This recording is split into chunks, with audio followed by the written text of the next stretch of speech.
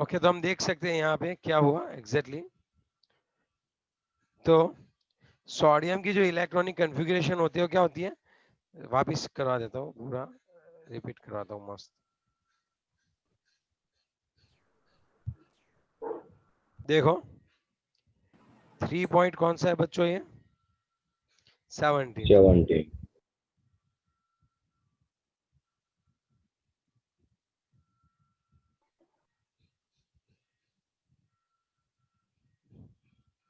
तो बात ये बनती है कि सोडियम की जो फर्स्ट आयोनाइजेशन एंथैल्पी है वो मैग्नीशियम से कम है। It's a very easily we can say कि भाई यहाँ पे जो है सोडियम क्या होता है 281, यहाँ पे सोडियम क्या होता है बच्चों 2 8 और क्या रहेगा 1 रहता है, ठीक है। 1। हाँ, लेकिन फिर अगर हम बात करें तो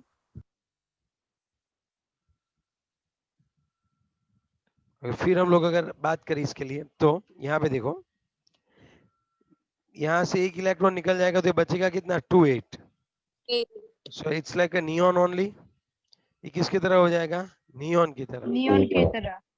अब यहाँ पे क्या होगा, अभी भी 282 होता है, उसमें से एक इलेक्ट्रॉन जाएगा 281 281 हो जाएगा। लेकिन उसके बाद की अगर मैं बात करूँ तो, अगर उसके बाद की बात करूँ तो अब नियॉन है ये स्टेडी है, इसकी साइज भी बहुत छोटी हो गई है। अब इसमें से इलेक्ट्रॉन निकालने के लिए बहुत ज्यादा एनर्जी देनी पड़ेगी, Na++ के लिए बहुत ज्यादा एनर्जी चाहिए। जबकि यहाँ पे अभी भी 3s में एक इलेक्ट्रॉन है, तब आप Mg+2 करोगे तो ये पूरा स्टेबल हो जाएगा। किसकी तरह स्टेबल हो जाएगा, नियॉन की तरह। तो ये दूसरा नियॉन। इलेक्ट्रॉन इजीली गवाएगा, ये इजीली दूसरा इलेक्ट्रॉन रिमूव नहीं करेगा क्योंकि इसको पता है ऑलरेडी नियॉन की तरह हो चुका है। It's already stable one, so it requires very very much energy to remove second electron in sodium compare to magnesium. आई बात समझ में आपको? हेलो, सोडियम में Yes, एक Yes, इलेक्ट्रॉन sir. निकाल यस दो, सर। सोडियम में एक इलेक्ट्रॉन निकाल दो तो 3s 0 हो जाता है, वो नियॉन हो जाता है, मोर स्टेबल है। अब उसमें से दूसरा इलेक्ट्रॉन निकालने के लिए बहुत ज्यादा एनर्जी देनी पड़ती है। जबकि मैग्नीशियम की फर्स्ट इलेक्ट्रॉन रिमूव करने के बाद 281 रहता है। क्या रहता है बच्चों, 281 रहता है। 281। तो अभी भी हम लोग उसमें से इलेक्ट्रॉन को रिमूव कर सकते हैं।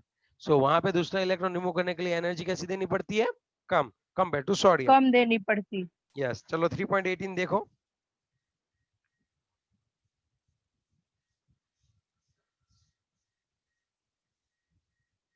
चलो 3.18 देखो बच्चों। What are the various factors due to which the ionization enthalpy of the main group elements tend to decrease down a group? Means ये बताना चाहते हैं कि आप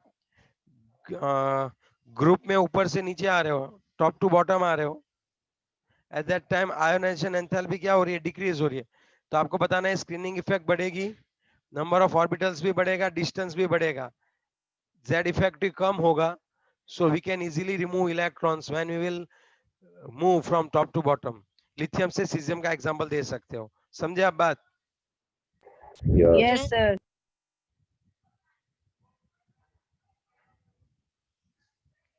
एक चीज आप देखो 3.19,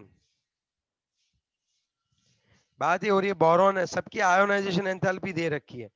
अब मुझे पता है यहाँ पे बोरॉन है, यहाँ पे एल्यूमिनियम है, यहाँ पे गैलियम है, यहाँ पे इंडियम है और नीचे थैलियम है ना। तो ऊपर से नीचे जाते हैं तो आयोनाइजेशन एंथैल्पी क्या होती है बताओ? हर बार आयोनाइजेशन एंथैल्पी क्या होती है, ऊपर से नीचे जाते हैं तो सर डिक्रीज होती है। डिक्रीज। हाँ, तो यहाँ पे क्या होगा,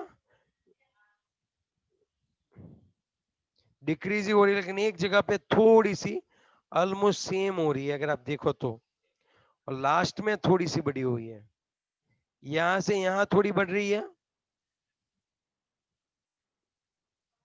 और यहां से यहां थोड़ी बढ़ रही है। अब देखो, अरे सर आपने तो बोला था ट्रेंड कुछ इस तरह से है, ऊपर से नीचे जाते हैं तो स्क्रीनिंग इफेक्ट बढ़ती है, आउटर मोस्ट इलेक्ट्रॉन के ऊपर जो है उसका क्या बोलते हैं, अट्रैक्शन होता है न्यूक्लियस का, वो कम होता है, इजीली इलेक्ट्रॉन निकलते हैं। यहाँ पे तो देखो, जब हम एल्यूमिनियम से गैलियम की ओर गए तो आयोनाइजेशन एंथैल्पी क्या हो रही है बताओ? थोड़ी सी बढ़ रही है। नहीं, ये तो हम लोग 79 है, ये थोड़ी सी बढ़ रही है, ऑलमोस्ट इक्वल बोल सकते हैं, समझे आप? तो यस ऐसा, सर। तो ऐसा क्यों होता है सर? तो मैं बताऊंगा कि बेटा एल्यूमिनियम की बता मुझे इलेक्ट्रॉनिक कॉन्फ़िगरेशन क्या होती है। आप बोलोगे sir 3s2 3s2 3p4। 3p1 बेटी। सर सॉरी 1 होती है। ओके चलो, अब मैं बोलूंगा सी, फिर बताओ। अब यहाँ से एल्यूमिनियम से हम गैलियम जाएंगे तो कितने गैलियम और, कितने ज्यादा और इलेक्ट्रॉन्स और प्रोटॉन डालने पड़ेंगे बताओ? तो यहाँ पे आएगा argon 4s2 4p1 4s2 4p1। हाँ बीच में 3d जो काम की चीज है वो बीच में ये है 3d10।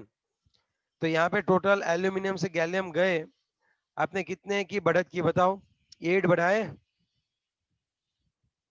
कि 18? 18 हाँ बढ़ाया, सर। 18 18 बढ़ाए ना आपने? यस अब थोड़ा सा सोचो, 18 इलेक्ट्रॉन भी बढ़ेंगे और 18 प्रोटॉन भी बढ़ेंगे। तो ये बोरॉन था, ये एल्यूमिनियम था, और ये गैलियम था। बात क्या हुई पता है? 18 इलेक्ट्रॉन भी बढ़े और 18 प्रोटॉन भी बढ़े। बताओ 18 इलेक्ट्रॉन कहाँ पे बढ़ेंगे? तो सर वो 3D में बहुत ज्यादा जा रहे हैं, 18 में से 10 तो सीधे 3D में ही गए। और प्रोटॉन कहाँ पे जाते हैं? सेंटर में। दाखिल होने वाले इलेक्ट्रॉन जो है ना, वो डी ऑर्बिटल में दाखिल हो रहे हैं। Okay, what I just want to say, as I will move from aluminum to gallium, the electron will be filled, most of the electrons will be filled into the d orbital. And I am knowing that the screening effect of d orbital is less compared to s and p. d orbital के जो electron है उनकी repulsion करने की जो tendency है वो s और p से कैसी होती है? थोड़ा सोच के बताओ। कम होती है। कम होती है। प्रोटॉन तो बीच, प्रोटॉन तो सेंटर में बैठा ही है, तो वो क्या करेगा? वो आउटर मोस्ट इलेक्ट्रॉन पे उसकी जो इफेक्टिव है, आउटर मोस्ट इलेक्ट्रॉन के ऊपर जो उसका अट्रैक्शन है वो ज्यादा बेहतरीन रहेगा कंपेयर टू बोरॉन। क्योंकि यहाँ पे प्रोटॉन बढ़े तो अट्रैक्शन तो बढ़ेगा, तो उसको अपोज करने के लिए कौन आती है? इलेक्ट्रॉन। लेकिन इलेक्ट्रॉन कहाँ पे दाखिल हो रहे हैं? डी और एफ में। D D orbiter. डी में हो रहे हैं, तो वहां पे उसकी स्क्रीनिंग इफेक्ट कैसी होती है? कम। समझे आप बात? यस तो यस सर। जीतेगा कौन? अब ये दोनों है देखो, इलेक्ट्रॉन क्या करेंगे? स्क्रीनिंग इफेक्ट लगाएंगे, और ये लगाएंगे इफेक्टिव न्यूक्लियर चार्ज। अब इन दोनों में जीतेगा कौन बताओ आप? इन दोनों में जीतने वाला कौन है वो बता दो भाई। कौन? सर जेड इफेक्टिव जीतेगा। जेड इफेक्टिव जीत गया। इसकी वजह से क्या हुआ कि जब हम बोरॉन से गैलियम में गए तब जो डिक्रीज होता था आयोनाइजेशन एंथैल्पी, जो कम होती तो कम नहीं हुई, उतनी ही रही या फिर थोड़ी उससे बढ़ी। और सेम चीज हम यहाँ पे बोल सकते हैं इंडियम और थैलियम में। इंडियम से थैलियम में जाएंगे तो 32 इलेक्ट्रॉन डालेंगे और 32 प्रोटॉन। दाखिल होने वाले इलेक्ट्रॉन कहाँ पे दाखिल होंगे? डी एंड एफ में दाखिल होंगे। तो उसकी वजह से जो स्क्रीनिंग इफेक्ट होती है वो कम होती है। तो कौन अच्छे से उसके ऊपर अट्रैक्शन बढ़ा देगा? प्रोटॉन प्रोटॉन जो प्रोटॉन जो है सेंटर के, वो आउटर मोस्ट इलेक्ट्रॉन को खींच के रखेगा बच्चों।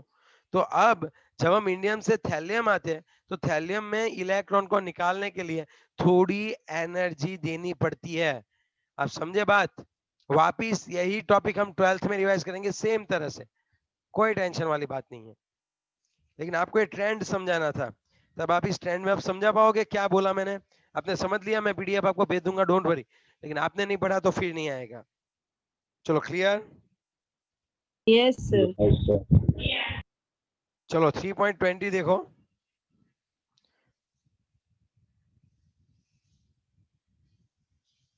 चलो 3.9 एक बार और रिपीट करवा देता हूँ।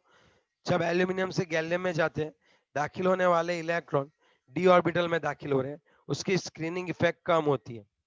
So the screening effect of d orbital is less. That's why due to Z effective, the ionization enthalpy of gallium is more than that of aluminium.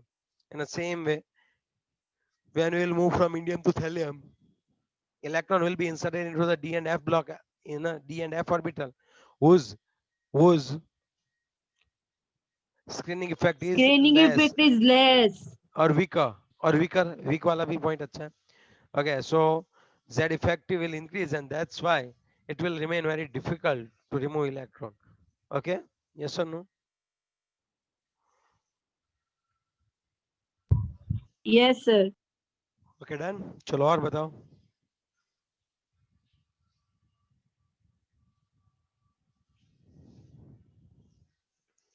चलो अब आगे बढ़ते हैं.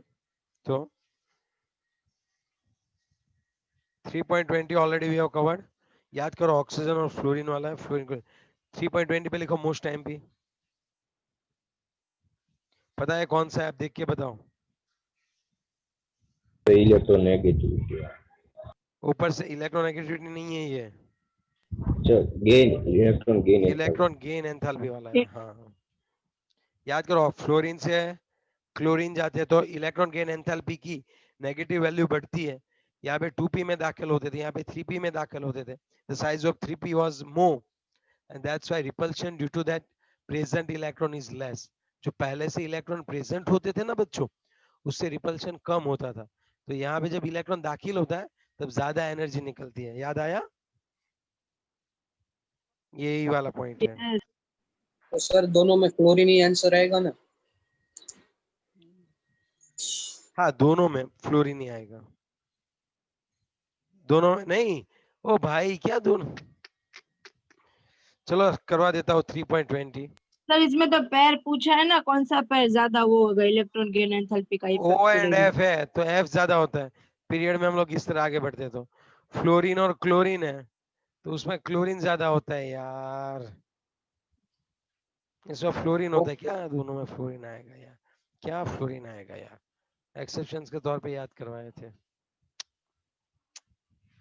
चलो ये नहीं आता, ये आता है क्लोरीन. भाई वापिस चलाओ. क्यों? यस, यहाँ से क्लोरीन का यहाँ पे 2p में आते हैं और यहाँ पे 3p में होते हैं. देखो ये तो एक ही पीरियड है. यहाँ पे भी 2p में ही होगा और यहाँ पे भी 2p में ही होगा. मतलब यहाँ पे जो अट्रैक्शन है फ्लोरीन का वो ज्यादा रहता है और फ्लोरीन को एक ही इलेक्ट्रॉन चाहिए जिससे वो नोबल गैस की तरह बन जाए. तो जब इलेक्ट्रॉन फ्लोरीन में दाखिल करेंगे तब वहां पे क्या होता होगा? जब फ्लोरीन में दाखिल करेंगे तो इलेक्ट्रॉन गेन एनर्जी ज्यादा रिलीज होती है. यस. फ्लोरीन इलेक्ट्रॉन खींचने की टेंडेंसी ज्यादा होती है. लेकिन जब वो अपने इलेक्ट्रॉन लेके आता है तो 2p ऑर्बिटल में इंसर्ट करते हैं. 2p ऑर्बिटल में ऑलरेडी इलेक्ट्रॉन्स है, उसका रिपल्शन फोर्स ज्यादा होता है. जबकि क्लोरीन में 3p में ऑलरेडी इलेक्ट्रॉन होते हैं लेकिन 3p की साइज बड़ी है. दाखिल होने वाले पे इलेक्ट्रॉन पे रिपल्शन कम होता है. So that's why in a chlorine, the negative value of electron gain enthalpy is more compared to fluorine. चलाया था यार, 3 बार चलाया था. यस सर, वो घर का एग्जांपल दिया था. घर बड़ा हो तो मेहमान आए तो रख सकते हैं, छोटा हो तो नहीं रख सकते. ऐसा. That's what. सही है, सही है. और एक और भी एग्जांपल सिखाया था, इलेक्ट्रोनेगेटिविटी और electron gain electron enthalpy. Gain enthalpy में बहुत थोड़ा सा डिफरेंट होता है, वो बताया था. कितना डिफरेंट होता है ये? कितना डिफरेंट होता है? थोड़ा सा मतलब मैंने कोई मतलब एग्जांपल. थोड़ा सा ऐसा नहीं, जैसे इलेक्ट्रॉन गेन एंथैल्पी में सर क्या होता है, उसमें है ना एनर्जी जो रिक्वायर्ड होती है ना, वो आउटर मोस्ट एनर्जी को रिलीज करने के लिए होती है. और जो इलेक्ट्रोनेगेटिविटी होती है ना, उसमें टेंडेंसी जो होता है ना, टेंडेंसी मायने रखता है कि किसके पास ज्यादा टेंडेंसी है खींचने की. यस, मैंने एक एग्जांपल दिया था, वो बहुत ही जबरदस्त एक ही लाइन में दिया था. याद है? कुत्ते का भौंकना. हाँ सर, कुत्ता भौंकता, वो वाला कुछ था ऐसा. चलो ठीक है. Next point 3 point. चलो अच्छा है आपको याद है. कल मैं डाउट ही लेने वाला हूँ. कल आपको एक्सरसाइज करनी है पूरी और उसमें मैं डाउट ही लेने वाला हूँ. याद रखना. और पूछूंगा एक्सरसाइज से. कल कल लेक्चर में टेस्ट है सर. ठीक है, कल नहीं परसों. चलो 3.21 बोलो. Would you expect the second electron gain enthalpy of oxygen as a positive, more negative or less negative? देखो मैंने ये बताया था, ऑक्सीजन में जब पहला इलेक्ट्रॉन डालते हैं तब दिक्कत नहीं है. यहाँ पे आपका डेल्टा Eg का जो वैल्यू है वो नेगेटिव आएगा. लेकिन अब क्या हो गया? अब अगर ऑक्सीजन माइनस और इसमें इलेक्ट्रॉन डालते हैं तब O-2 होता है. तब आपका डेल्टा EgH जो होता है वो पॉजिटिव होता है. क्यों? क्योंकि हमें पता है ऑक्सीजन में इलेक्ट्रॉन कौन सी ऑर्बिटल में जाने वाले. बताओ. ऑक्सीजन है तो हीलियम 2s2 2p4. जब हम एक इलेक्ट्रॉन डाल देंगे, ऑक्सीजन माइनस करेंगे, तब आएगा हीलियम 2s2 2p5। तो यहाँ 5 पे ऑलरेडी इलेक्ट्रॉन बढ़ गए, नंबर ऑफ इलेक्ट्रॉन्स बढ़ गए कंपेयर टू प्रोटॉन। 8 प्रोटॉन है और 9 इलेक्ट्रॉन हो गए। अब यहाँ पे Z इफेक्टिव भी क्या हो गया होगा, सोचो थोड़ा। 8 प्रोटॉन 9 इलेक्ट्रॉन है, कम कम हो। कम और दूसरी बात, जब इलेक्ट्रॉन दाखिल होगा वो किस ऑर्बिटल में दाखिल होने वाला है? इलेक्ट्रॉन कौन सी? p ऑर्बिटल में। p ऑर्बिटल तो छोटी होती है और उसमें ऑलरेडी 5 इलेक्ट्रॉन तो प्रेजेंट है, तो छठे को अंदर एंटर नहीं करने देगा। अरे प्रोटॉन थोड़ा खींचने की ट्राई करेगा, लेकिन यहाँ पे प्रोटॉन भी थोड़ा वीक है, ये फ्लोरीन भी नहीं है, ये कौन है बच्चों?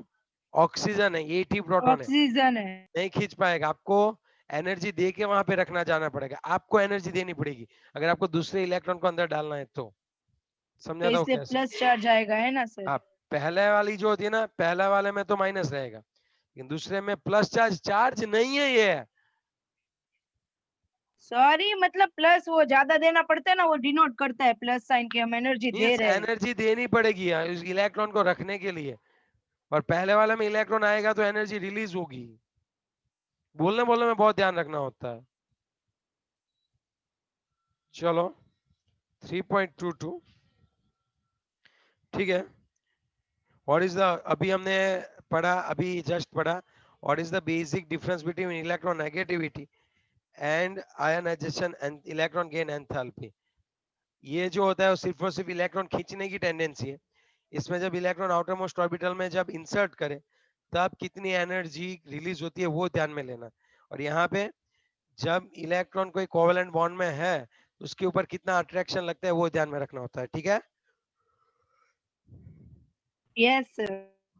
चलो यहाँ तक रखो। यस कल नहीं और उसके बाद जब है होमवर्क में आपको पूरे का पूरा, पूरी की पूरी एक्सरसाइज अच्छे से आपको खत्म करनी होगी।